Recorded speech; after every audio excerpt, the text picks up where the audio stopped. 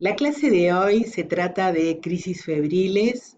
Yo soy la doctora Virginia Canop Almada, profesora agregada de la Clínica Pediátrica C del Departamento de Pediatría y Especialidades. Las crisis febriles, ¿por qué importa este tema? Vamos a ver la definición.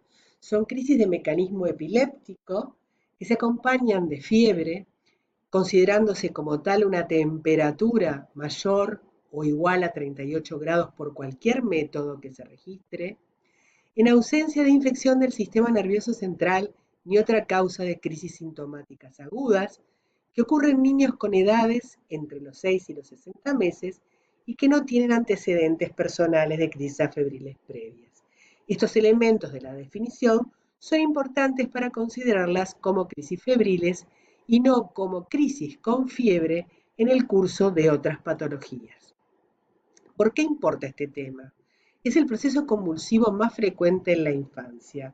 Ocurren en un 2 a un 5% de los niños. Se calcula que un 2 a un 5% de los niños en su vida va a presentar crisis febriles. Son edad dependientes, con un pico de incidencia entre los 18 y 24 meses. El principal diagnóstico diferencial es la infección del sistema nervioso central. Repiten hasta en un 30% de los casos y la selección de estudios complementarios está permanentemente en revisión. Desde el punto de vista epidemiológico, entre los 6 meses y los 5 años con un pico a los 18 meses es el criterio que debemos recordar. 20 o 25% ocurren en menores de un año, en un 15%, hasta en un 15% en mayores de 4, y la relación entre varones y niñas es más frecuente en varones en una proporción 15 a 1. Se clasifican en dos grandes grupos, simples y complejas. La crisis febril simple es un 70 a un 90% de los casos. Se caracteriza por tener ausencia de elementos focales críticos o poscríticos. Es una crisis generalizada. Tiene un examen neurológico normal, una duración menor a 15 minutos, hecho que es muy difícil de evaluar, dado lo dramático que para un padre o un observador es ver a un niño con crisis, y es única durante el episodio febril, no recurre en las primeras 24 horas. Las crisis complejas son de un 10 a un 30% de los casos, tienen elementos focales críticos o poscríticos, hay una actividad convulsiva focal, hay hallazgos neurológicos anormales, duran más de 15 minutos, incluyendo el periodo posictal, y además se caracterizan, en algunas, por recurrir durante el episodio febril. En suma, las crisis complejas son las que presentan un inicio focal o son prolongadas o son múltiples, recurrentes, y hay más de una convulsión en la enfermedad febril en algunos casos. El estatus febril integra estas crisis y son aquellas crisis que duran más de 30 minutos o cuando una serie de crisis dura más de 30 minutos sin recuperación de la conciencia entre ambas. Representan el 5% de los pacientes con crisis febriles, los estatus febriles, pero cuando uno considera el total de estatus febriles, el total de estatus epilépticos en un niño, representan el 25% de los casos. En este cuadro podemos ver la diferencia entre las crisis simples y complejas, sabiendo que en el caso de las crisis simples, los criterios diagnósticos en cuanto al fenotipo, ser generalizadas, menores a 15 minutos y no repetir, deben cumplirse todos. En cambio, en las focales, con que se cumpla uno de los criterios en cuanto al fenotipo ictal, duración o recurrencia, ya es suficiente. ¿Qué factores están relacionados con las convulsiones febriles? Bueno, el mecanismo es desconocido. Se plantea que hay alteraciones genéticas vinculadas, la inmadurez cerebral en la que ocurre, la alteración del umbral convulsivo a menor edad, el umbral convulsivo es menor, la intervención de interleuquinas, la hiperventilación que produce la fiebre y que puede llevar a la crisis, y la velocidad del ascenso térmico. En cuanto al momento de constatación de la fiebre, con respecto a la crisis, esta puede constatarse antes, durante o después. En 25% de los casos, la crisis es el primer signo de que el niño está enfermo. En un 21% ocurre en la primera hora en un 57% entre la primera y las 24 horas y en un 22% luego de 24 horas de iniciada la fiebre. En la fisiopatología se invocan circulación de toxinas, productos de reacción inmunitaria, el déficit relativo de mielinización en un cerebro inmaduro. Ustedes recuerden que la mielinización es un proceso que no se ha completado a las edades en que las crisis febriles se presentan. Inmadurez de los mecanismos de termorregulación, aumento del consumo de oxígeno cuando el niño está con un proceso febril, el déficit GABAérgico, hay un déficit de un neurotransmisor que genera un umbral convulsivante menor, pero es fisiológico, ¿verdad? Factores predisponentes pueden ser genéticos, medioambientales y factores vinculados a neurotransmisores. Hay que hacer diagnóstico diferencial ¿con qué? Con algunos trastornos paroxísticos, pero que no son de mecanismo epiléptico, no se originan en una descarga neuronal hipersincrónica, como el chucho febril, el síncope febril, el delirio febril. Hay cambios autonómicos que acompañan a los niños febriles, cambios de coloración en la piel, pero también deben diferenciarse con convulsiones sintomáticas ¿a qué? A problemas tóxicos, medicamentosos, alteraciones metabólicas y trastornos hidroelectrolíticos que también pueden verse en un niño que está cursando una enfermedad. Y también a convulsiones con fiebre en pacientes con crisis previas en apirexia. Y entonces, ¿cómo tenemos que realizar el abordaje diagnóstico? Frente a todo niño que tiene una crisis con fiebre, nosotros debemos, lo más importante, es definir si estamos frente a una infección del sistema nervioso o no. Es decir, la diferenciamos de otros trastornos paroxísticos febriles no epilépticos como los que mencionamos, pero después buscaremos si hay signos que nos hagan descartar si estamos frente a una meningoencefalitis, una encefalitis o un absceso cerebral. Entonces, en la evaluación diagnóstica, lo primero, descartar cualquier condición grave que amerite nuestra conducta. En segundo lugar, nos vamos a dirigir a evaluar la causa de la fiebre. Y en tercer lugar, vamos a identificar las causas de la convulsión que sean susceptibles de corrección. En cuanto a la etiología de la fiebre, esta puede ser por infecciones. Si es neurológica, ya entonces no estamos frente a una crisis febril, sino estamos frente a una crisis con fiebre en el curso de una infección del sistema nervioso en donde esta crisis es un elemento más. Pero puede ser extraneurológica, es viral o es bacteriana.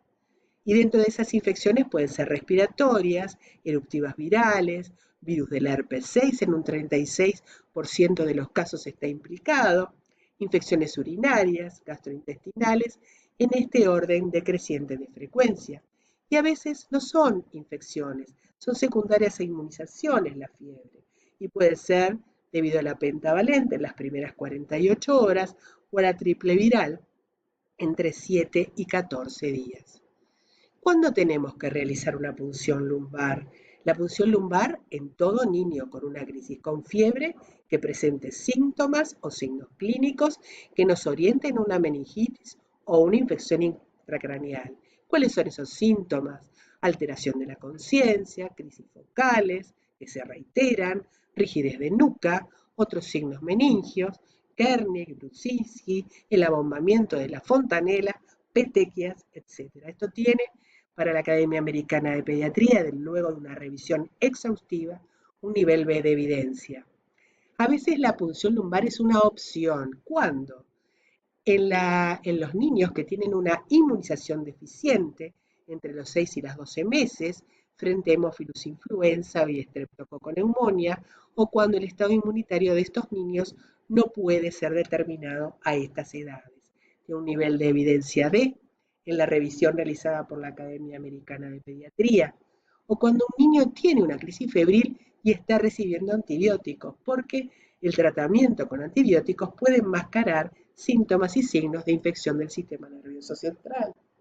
Otras consideraciones que cuando resolvemos realizar una punción lumbar, obtengamos concomitantemente una glicemia y un hemocultivo para ver si hay hipoglucorraquia y para también aumentar la sensibilidad para detectar la infección bacteriana.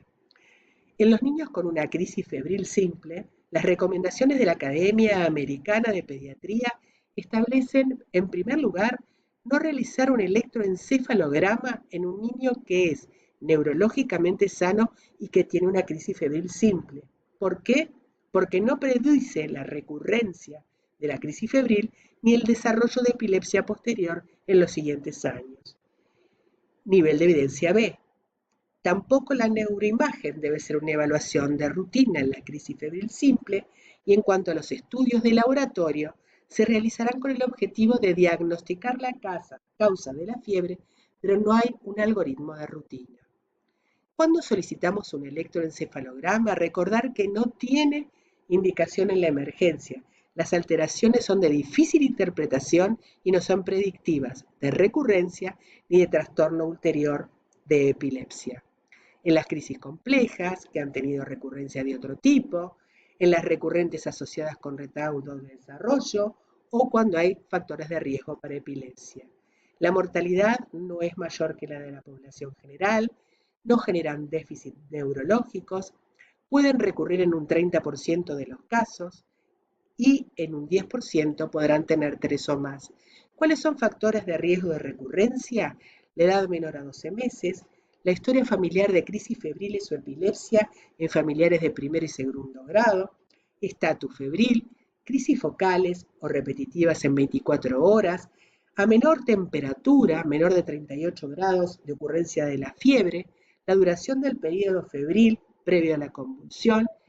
La epilepsia en las crisis febriles ocurre en un 2% y en las crisis febriles complejas ocurre entre un 5 y un 10%. O sea que la otra cosa, que es el riesgo de desarrollar epilepsia, decimos que tienen el mismo riesgo que la población general y el riesgo de un 2 a un 5% aumenta cuando el carácter de las crisis es focales, cuando empiezan más a los 36 meses, cuando hay antecedentes de epilepsia familiares, cuando han presentado 4 o más crisis febriles y recordar que los fármacos anticonvulsivantes no disminuyen el riesgo de epilepsia. Hospitalizamos a los menores de 12 meses cuando sospechamos infección del sistema nervioso, cuando la alteración del estado de conciencia persiste, cuando estamos frente a una crisis compleja, cuando hay gran ansiedad familiar y alto riesgo social. El tratamiento agudo va a consistir en el control de las crisis y de la fiebre. El tratamiento crónico se va a decidir cuando hay aumento del riesgo de epilepsia o aumento del riesgo de recurrencia o aumento de el grado de ansiedad familiar. Cuando consideramos estos tratamientos a largo plazo, tenemos que considerar usar un fármaco efectivo, pero recordar los efectos adversos y el peso que tienen vinculados a la trombocitopenia, a la hepatotoxicidad, alteraciones en el sueño y el comportamiento. Hay tratamientos intermitentes, que son durante la fiebre, con benzodiazepinas, y otros tratamientos crónicos, en donde el ácido valproico, hoy por hoy, es uno de los fármacos más utilizados. Otras consideraciones: la administración profiláctica de antipiréticos no previene la recurrencia de las crisis, es para crear confort en el paciente. Es importante educar a los padres y dar un adecuado soporte emocional para calmar la ansiedad que esto genera.